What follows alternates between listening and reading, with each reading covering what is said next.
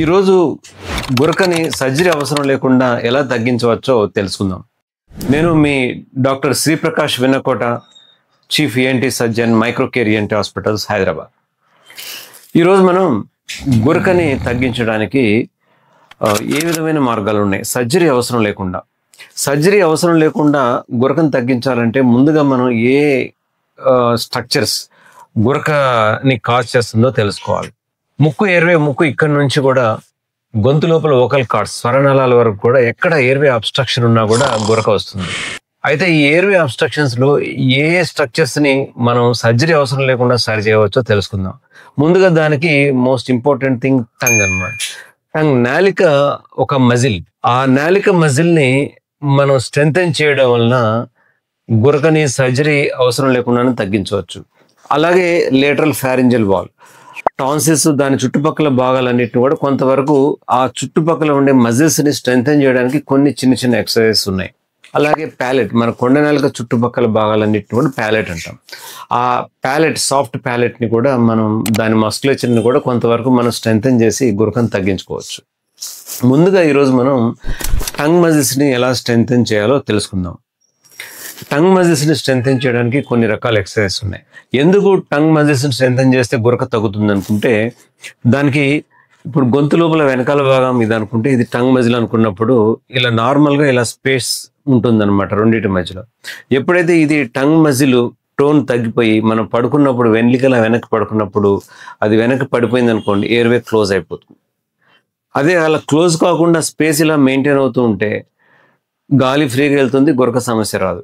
కాబట్టి ఈ మజిల్ వెనక్కి పడిపోకుండా ఉండాలంటే దీన్ని మజిల్ని మనం టోనప్ చేయాలి. టంగ్ మజిల్ టోనప్ చేసినప్పుడు మనం ఎల్లికన వెనక్కి పడుకున్నా కూడా గ్రావిటేషన్ ఫోర్స్కి ఎగెనెస్ట్గా అది వెనక్కి పడిపోకుండా ఎయిర్వే పేటెంట్గా, అంటే గాలి పోవడానికి వీలుగా ఉంటుంది. కాబట్టి ఈ టంగ్ మజిల్ని ఎలా మనం స్ట్రెంథెన్ చేయాలనేది ఈరోజు తెలుసుకుందాం. దానికి కొన్ని ఎక్సర్సైజ్ చెప్తాను. ఇప్పుడు గురకని తగ్గించడానికి మనం చేసే టంగ్ మజిల్స్ ఎక్సర్సైజెస్ ఏంటి అనేది తెలుసుకుందాం. టంగ్ని ముందుకి ప్రొట్రూడ్ చేయమ్మా. అలా టంగ్ని ముందుకు ప్రొట్రూడ్ చేసి 5 సెకండ్స్ హోల్డ్ చేసి ఉంచాలి.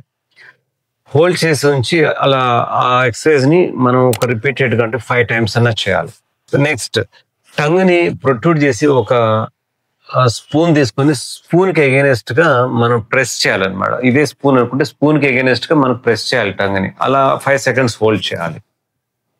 అలా 5 సెకండ్స్ హోల్డ్ చేసి సేమ్ ఎక్సర్సైజ్ని రిపీటెడ్గా 5 టైమ్స్ చేయాలి. అలాగే నెక్స్ట్ ఎక్సర్సైజెస్ ఏంటంటే టంగ్ని ప్యాలెట్, గొంతు లోపల ప్యాలెట్, హార్డ్ ప్యాలెట్ ఉంటుంది కదా, పై భాగానికి ఎగెనెస్ట్గా ప్రెస్ చేయాలి. చేయమ్మా. అలా ప్రెస్ చేయాలి. అలా 5 సెకండ్స్ హోల్డ్ చేయాలి, 5 టైమ్స్ రిపీట్ చేయాలి. Next keep tongue down, press, కిందకి ప్రెస్ చేయాలి. అలా ప్రెస్ చేసి టంగ్ని 5 సెకండ్స్ హోల్డ్ చేయాలి, 5 టైమ్స్ రిపీట్ చేయాలి. నెక్స్ట్ అప్పర్ టీత్కి ఎగెనెస్ట్గా ప్రెస్ చేయాలి. Yes, good.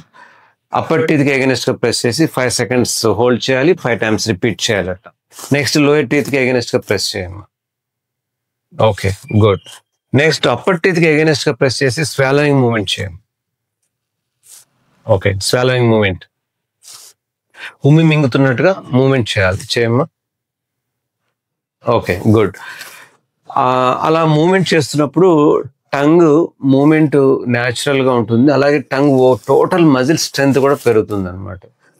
ఇంకొక ఎక్సర్సైజ్ ఏంటంటే టంగ్ని వెనక్కి downward, push downward and backward.